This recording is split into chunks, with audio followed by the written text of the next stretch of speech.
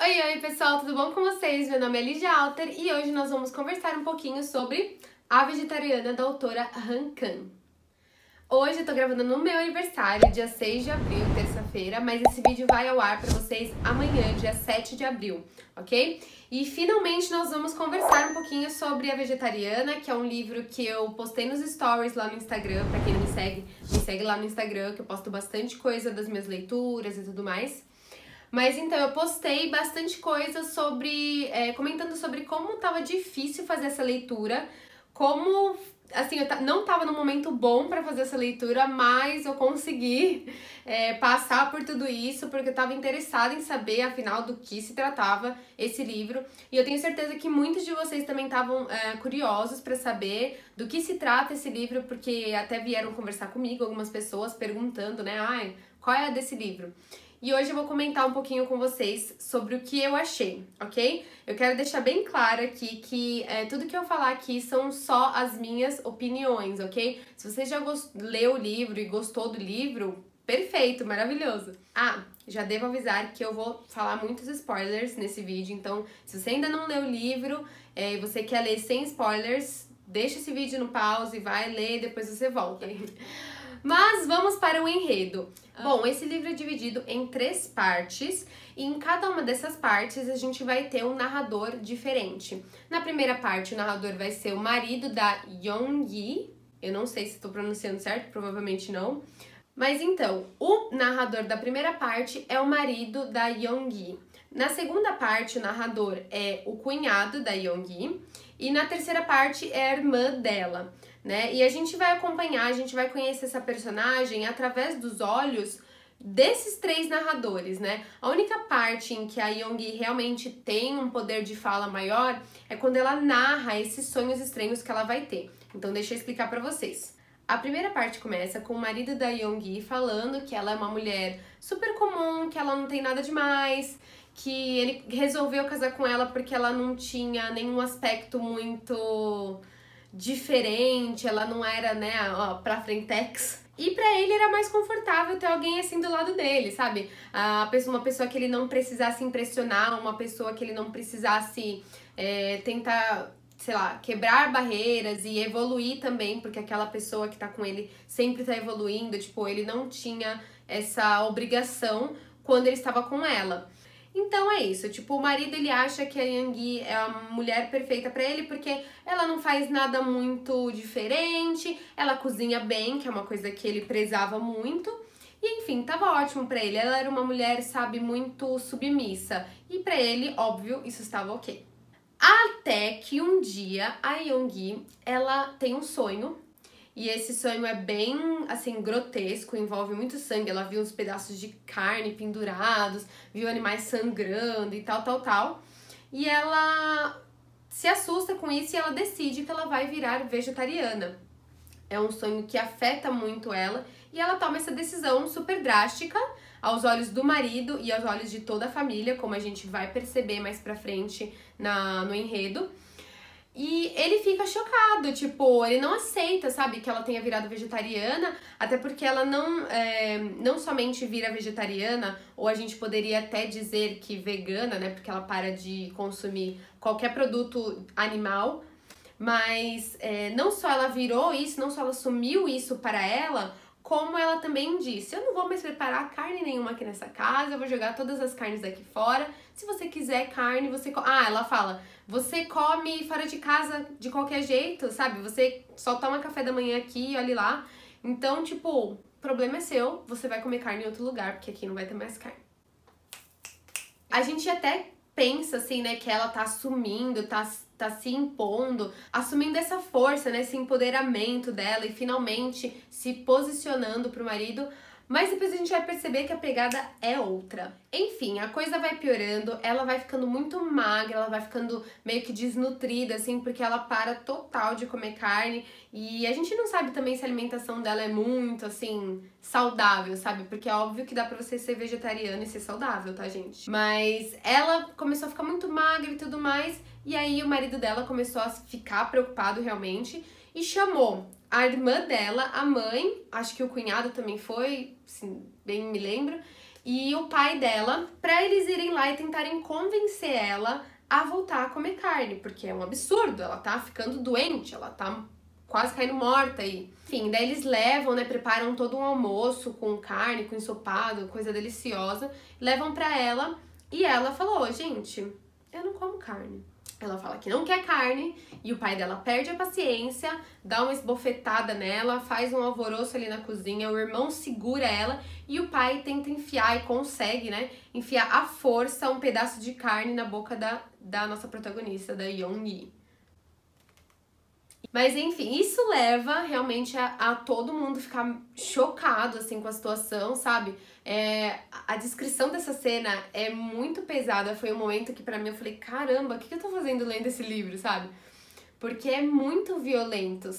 Imagina alguém socando uma coisa que você não quer comer na tua boca, tipo, à força, alguém te segurando, sabe? Tortura, né?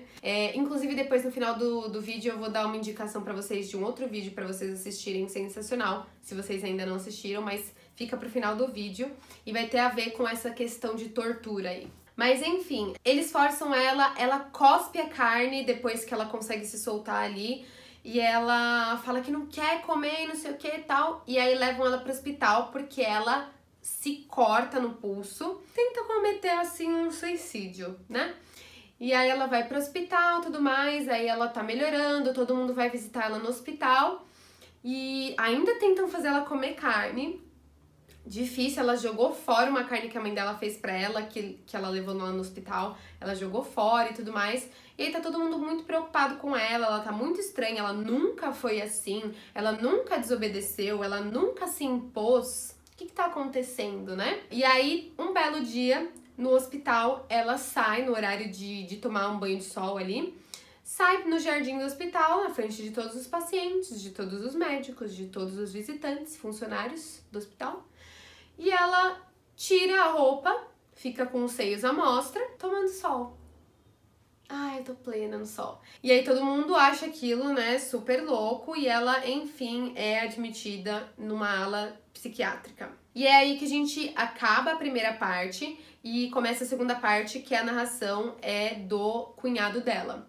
Na primeira parte, eu já, assim, senti um pouco, eu já tava chegando a algumas conclusões de que a autora quis mostrar pra gente como uma leve mudança, uma mudança às vezes, sabe, insignificante, que a gente às vezes toma na nossa vida, consegue implicar um incômodo enorme na vida das pessoas que estão ao nosso redor. Então é uma coisa assim, você quer ser diferente? Você quer parar de comer carne? Mas todo mundo sempre comeu carne, todo mundo sempre fez assim. Por que você vai fazer isso agora? Não vai dar certo, e não sei o que, e não sei o que. Então assim, a gente percebe que a decisão dessa mulher, quando ela finalmente toma um posicionamento com a autoridade dela, incomoda muita gente. Incomoda ter uma pessoa que sabe o que quer. Incomoda ter uma pessoa que tem as suas convicções. E quando essa pessoa antes não tinha nada disso, ela era submissa. Então eu já cheguei a essa conclusão na primeira parte do livro e eu gostei, embora as cenas dos sonhos dela sejam muito descritivas, muito sanguinolentas e foram difíceis de atravessar. Na segunda parte a gente começa um pouco com o teor erótico do livro.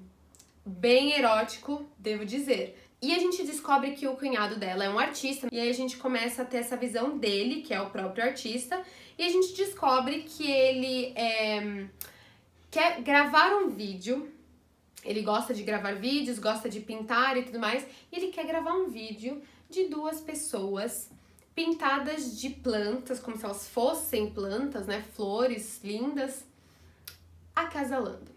Então, só que ele não ia conseguir, ele não tinha pensado em quem colocar pra fazer esse vídeo, porque ele tava com receio de que as pessoas encarassem isso como se fosse um vídeo pornô, um filme pornô, né? E aí ele começa a lembrar, depois de todo aquele absurdo que ele presenciou na casa da Young, ele começa a lembrar dela e ele retoma sentimentos que ele já havia sentido por ela antes e que agora estavam renascendo, né? Ele começou a sentir atração de novo pela própria cunhada.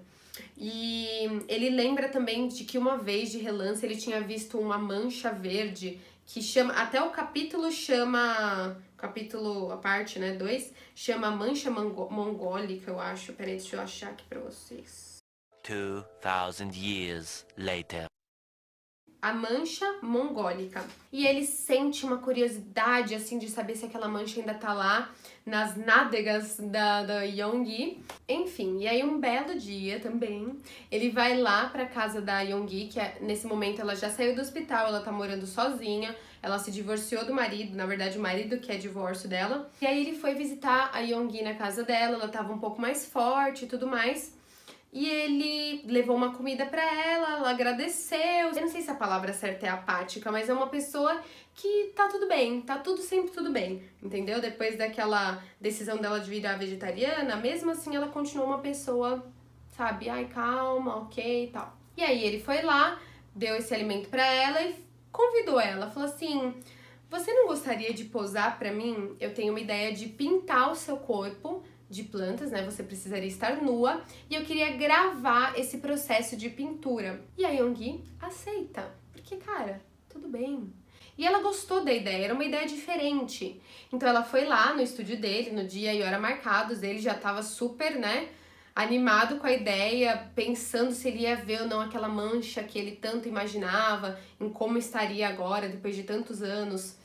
E aí eles se encontraram no ateliê dele, ela tirou a roupa, ele já ficou todo animado e fez a pintura, gravou. A Yeongi tratou isso com muita naturalidade, ele viu a mancha, ficou mais louco ainda, enfim, gravou esse processo. Ela foi pra casa e ele também.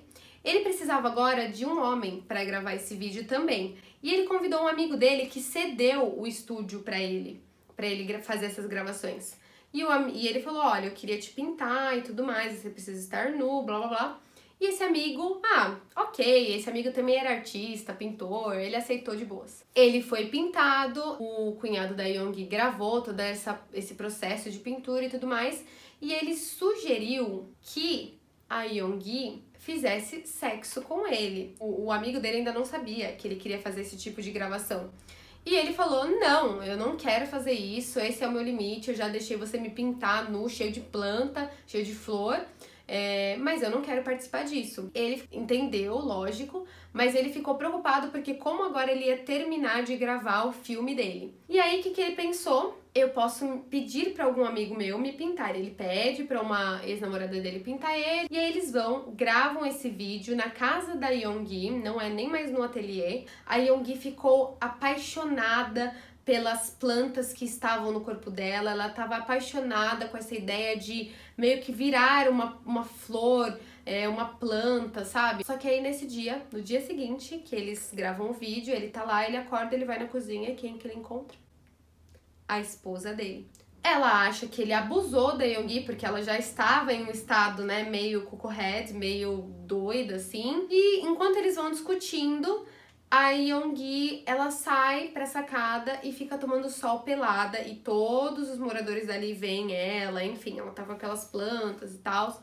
Todo mundo acha um absurdo. E a irmã da Yeongi, né, perante aquela cena, sentindo que o marido dela explorou, abusou da Yeongi, chamou a ambulância e levou os dois para o hospital psiquiátrico, né? Ela falou, tem 2 pessoas aqui que estão doidas e precisam de cuidados. Levam a Yeongi para o hospital e aí inicia a nossa terceira parte, que é a narração da irmã dela. Essa parte é onde tudo fica, assim, totalmente claro pra mim. Totalmente entre aspas, na verdade. Precisei dar uma pesquisada depois que eu li o livro pra ver se eu tinha realmente entendido isso. Bom, nessa terceira parte, a Yeongi, então, ela tá muito pior no hospital.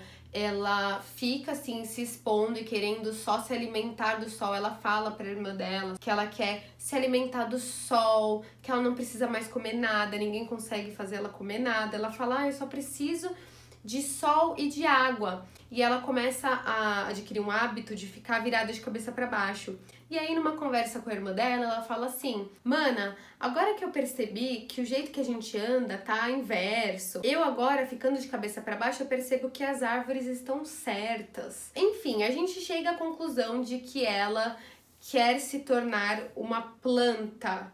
E ao final, meio que ela consegue se tornar uma planta. Eu nem sei se eles mencionam aqui o Kafka, mas eu li a Metamorfose, sei lá, uns 4 anos atrás, quando eu ainda tava na faculdade. Eu lembro vagamente da história, mas eu lembro que também era uma piração louca e é bem parecido assim com a vibe desse livro. E no final não, né? O livro inteiro, na verdade, o protagonista lá, ele se torna um inseto, né? Uma barata, se não me engano. Nem lembro mais qual bicho que era. Preciso ler de novo. Mas enfim, a gente vê muito essa semelhança com o destino da Yoongi aqui, porque ela vai acabar se tornando uma planta, e é isso que ela quer. Por isso que ela se sentia tão confortável e encantada por aquelas flores e tudo mais. E aqui que chega aquela hora do vídeo que eu ia falar pra vocês em relação à tortura e tudo mais. Tem um vídeo muito legal, da onde eu também tirei informações super preciosas para entender esse livro, da Isabela Lubrano, que é do canal Ler Antes de Morrer. Ela é super bem sucedida no que ela faz, ela tem, sei lá, 500 mil de inscritos no YouTube. E eu acho ela ótima, eu sempre assisto os vídeos dela e ela comenta que a autora, Han Kang, ficou muito inspirada por esse poeta, por um verso que esse poeta chamado Yi Sang escreveu, que é mais ou menos assim: eu acredito que os seres humanos deveriam virar plantas. E a Isabela Lubrano, ela vai contar por que ele fez isso, né? Ele era um poeta que escrevia muito sobre as guerras pelas quais a Coreia teve que passar, pelas quais a população coreana teve que passar.